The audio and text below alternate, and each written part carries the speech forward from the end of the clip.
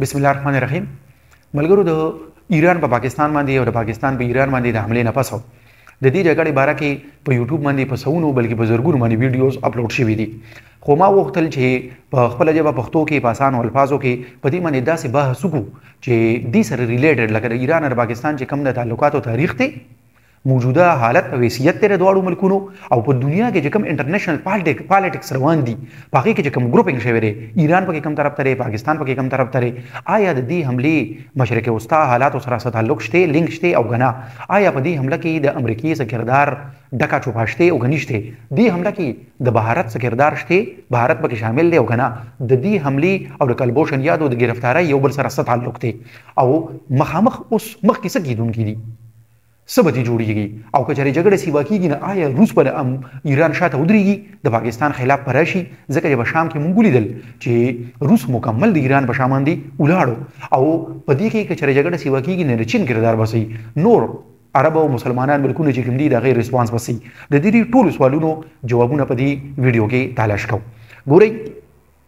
ایران هغه ملک دی چې د ټولو نړۍ به پاکستان تسلیم کړو. ایران هغه ملک دی چې د هندوستان او د پاکستان په ټولو جګړو کې کلم کله د پاکستان سفارتي حمایت کړی دی. ایران هغه ملک و چې د کشمیر په مسله باندې تر اوسه پورې پاکستان سره ولاړ دی. ایران هغه ملک دی چې په 98 کې چې پاکستان اټمي دماکې وکړې نو ایران په خوشحالي کړې ده، ایرانیانو په خوشحالي کړې ده. دغه دومره ښه تعلقات تر دې حملې پورې څنګه راورسېدل؟ د هغې نه مخکې د اوس چې موجوده کومه دنیا ده نو په دې ځان پوهه کوي چې یو سوپر پاور چې د هغې په ټوله دنیا کې چلیږي، ورپسې چې کومي دا میډل پاور میډل پاور هغه چې د هغې د سوپر پاور په شان د ټولې دنیا کې خو نه چلیږي، خو په یو سپیسیفیک ایریا کې یو ریجن کې د هغې چلیږي او بل که په نړیوال سټیج باندې هغې خبره کوي نو د هغې خبرې ته خلک وکېدي. هغې په دنیا کې داسې سټیټس چې هغې څوک اګنور کولی نه شي، نظر انداز کولی نه شي. نو د دې تعریف مطابق په اسلامي دنیا کې 5 یا 6 میډل پاورز دي، په هغې کې 2 ایران او پاکستان دي، 3 سعودي عرب دی د خپل طاقتور اکانومي د وجې نه، 4 چې دی هغه ترکي ده، 5 چې دی هغه د خپل آبادۍ د وجې نه انډونیشیا ده. دې سره سره ایران او پاکستان همسایه ملکونه هم دي. د دواړو اوس موجوده حالات داسې دي چې دواړه اکانومي خراب دي. د ایران د پابندو د وجې نه اکانومي په ښه حالت کې نه ده او د پاکستان چې دی د خپل اندروني حالاتو د وجې نه د پولیټیکل انسټیبلیټي د وجې نه اکانومي په ښه حالات کې نه ده. دا اوس چې کوم ګروپینګ شوی دی په دنیا کې، اوس په دنیا کې 3 سوپر پاورز دي او هغه امریکا، روس او چین دي.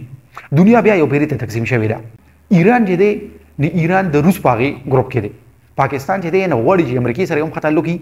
او روس سره هم اوس د تېرو 10 کالو نه موږ ګورو چې ښه تعلق دی او چین چې کوم دی نه هغې خو دوست دی. نو په دې ګروپینګ کې ایران او پاکستان د چاینا د وجې نه یو بل سره نږدې راغلي دي، ځکه چې چاینا هم په پاکستان کې د سپیک په لاره باندې او هلته په ایران کې هم اوس ډېر غټ انویسټمنټ کړی دی او انویسټمنټ کوي. موجوده کشیدګي چې اوس کومه ده دا ولې جوړه شوه، د دې شاته ریزن څه دی؟ نو په دې باندې ځان پوهه کول دي چې بلوچستان او سیستان دا د ایران صوبه ده او زمونږ بلوچستان چې کوم دی د پاکستان بلوچستان هغې سره بارډر دی. د ایران ټولو صوبو کې د ټولو نه زیات غربت چې دی نه هغه په دې صوبه کې د بلوچستان او سیستان کې، دا د ټولو نه زیاته پسمانده صوبه ده.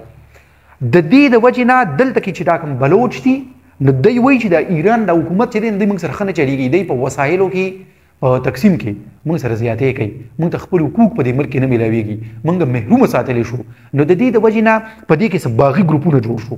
په هغې کې یو جندالله و، دقه جندالله چې کوم دی نه د دې اوسنی نوم جیش العدل دی. لکه څنګه چې موږ تاسو ته پته راکړه چې دقه ملیټنټ ګروپس چې دي په دوی باندې بیا پابندۍ ولګي د حکومت د خوا نه یا د انټرنیشنل چې کوم ارګنایزیشن دي، یو ان دی او یا یورپین یونین دي، نور چې دي، نو چې کله په دوی باندې پابندي ولګي نو دوی بیا نوم بدل کړي. نو دقه جندالله مخکې نوم و، جیش العدل اوسنی نوم دی. د ایران دا دعوه ده چې دا ګروپ چې کوم دی نه دوی زموږ خلاف او په بلوچستان او په سیستان کې ناست دي او زموږ خلاف کاروایي کوي. نو دا اوس چې هغې کومه حمله کړې ده نو دا هغې په دې وجه کړې ده چې د دې جیش العدل ګروپ څه کسانو د پاکستان بلوچستان ته راډېدلي دي، هلته کې ناست دي او پلینینګ کوي او بیا هلته کې کاروایي کوي، نو هغې په دې باندې حمله کړې ده. د ایران هغه جواز دی چې د خپلې حملې نه شاته جوړ کړی دی. خو دې ځای کې تاسو ته دا پته وي چې ګورئ دا جندالله چې کله ګروپ و نوم یې چې جندالله و، د دې کوم مشر و نو هغه مشر په گرفتارۍ کې پاکستان ISI ایران سره هیلپ ور سره وکړو نو بیا هغه گرفتار کو د په دې وجه باندې ایران بیا د پاکستان ډیر زیات په دې وجه باندې شکرګزار ومو او په تر اوسه پورې چې کوم د پاکستان نه څومره مشوي دي نغي ایران سره په دې معاملې کې سپورټ کړی دی ایران حمله وکړه او د دې د ټایمینګ چې څنګه مونږ وې دا ډیر زیات خطرناک او حیران کون دی څنګه ګوري یو طرف ته الته کې په مشرق وسطا کې د فلسطین مسله روانه ده جګړه روانه ده په هغه جګړه کې د حماس په شا باندې ایران کلک مضبوط ولاړ دی الته کې په جګړه کې اوس حزب الله مینوال دی او حزب الله مونږ ټول ته پته را چې هغه د ایران دا غي په شا باندې ولاړ دی بلکې د ایران یو میلیټنټ ګروپ دی عسکري تنظیم دی دغه شان په یمن کې چې حوثي باغی کم دي حوثیان چې دي هغه هم د ایران یو ګروپ دی او هغه نن سبا په سمندر کې امریکا یا نور چې کوم د غي کوم شپس رواني نه باغی باندې حمله هم شروع کړي دي نو ایران خو په مشرق وسطا کې مکمل د جنگ په حالت کې دی نو دوی په دې وخت کې پاکستان سره ولې دا کار وکړو یو دویم دا ټایمینګ په دې وجه باندې زیات خطرناک دی کنه چې یو طرف ته ورلد اکونومیک فورم په اجلاس کې د پاکستان نگران وزیر اعظم کاکړ سره د ایران وزیر خارجه ملاقات وکړو بل طرف ته د پاکستان یو وفد چې په هغه کې د هغې سربراهي چې د سند گورنر ټیسوري صاحب کوله هغه په چابهار کې موجودو هلته کې چې کوم د تجارتي او کاروباري خبرې اترې روانې وې بل طرف ته د ایران یو ګروپ په اسلام آباد کې ناستو او په دې وخت کې ایران حمله وکړه ټایمینګ انتهایی خطرناک دی انتهایی ایران کون دی خلک خپلې اندازې لګوي چې ولې ایران دا وکړل خو د هرې اندازې شاته دا خبره اخیري وي چې ایران چې څوم وکړل نو ډېر غلطې وکړل د دې حل چې کوم دی نو په مذاکراتو باندې وکړل پکارو او دواړه ملکونه په دې باندې هم متفق دي چې د بارډر نگراني ما په شریکه باندې کوو نو بیا دا کار نو کول پکارو او بیا په دې وخت کې کولو نو دا ډېر زیات ناروا او ناجایزه ده نو په دې وجه باندې اوس چې پاکستان کله جوابي حمله وکړه نو دې د وجې نه ټول لکه دا صرف د پاکستان خلک نه بلکې بار هم چې کوم دي نه هغوی وایي چې را پاکستان په قدمې واغستو ولې ځکه چې دا یو پیغام دی چاته ایران ته ومو چې ګوره که ستاسو پالیسي بدلیږي او پاکستان طرف ته ریزې خړي نو ګورې موږ جوابي کاروایي کولی شو او ټارګټډ کاروایي کولی شو چې کوم ځای کې غواړو هلته یې کولی شو د هغې نه پس بیا ډېره دا خبره پکې مخې ته راله او په پاکستان کې دننه نن سبا د پاکستان د فوج په مخالفت کې چې کوم خلک ترې هغوی دا وي چې پاکستانیان هلته وویشتل د پاکستان هلته کې پاکستانیان ویشتي دي خو په اکچوال کې د هغه خلکو چې د دوی تعلق د بلوچستان هغه ملیټنټ ارګنایزیشن سره چې هغوی د پاکستان د ریاست خلاف جګړې کوي نو پاکستان وایي چې موږ هغوی هلته کې ویشتي دي نو خو خپل هغه خلک ویشتي دي چې کوم موږ سره په جګړه کې دي که نه نو موږ خو چې کوم ځای کې ټارګټډ کاروایي وغواړو نو موږ هغه ځای کې ټارګټډ کاروایي کولی شو بیا دا پیغام ایران ته هم دی خو دې سره سره دا بهارت ته هم دی ولې بهارت ته دی موږ مخکې کتلي دي چې کله هم په بهارت کې الیکشن رانږدې شي نو هغوی په الیکشن کې د پاکستان خلاف هغه یو سټیج جوړولو لپاره داسې حملې وکړي په انډیا کې دننه او بیا پاکستان باندې هغې الزام ولګوي او بیا د پاکستان خلاف په الیکشن کې ډېرې زیاتې بدې ردې ووایي او داسې د جنګ فضا جوړه کړي او د هغې نه یو سپیسیفک پارټي چې BJP چې کومه ده مودي پارټي هغې د فایده اوچته کړي نو اوس بیا چې په 2024 کې په انډیا کې الیکشن کېدونکی دی نو داسې ویلی شي چې انډیا دې پیرې ته د ایران په لاره باندې چې کوم دی نه دا کار وکړو اوس موږ داسې څنګه ومنو چې ایران د هندوستان لپاره استعمال شو نو اصل کې داسې خبره ده چې دا یو موږ یو دلیل دی که نه چې په تیر وخت کې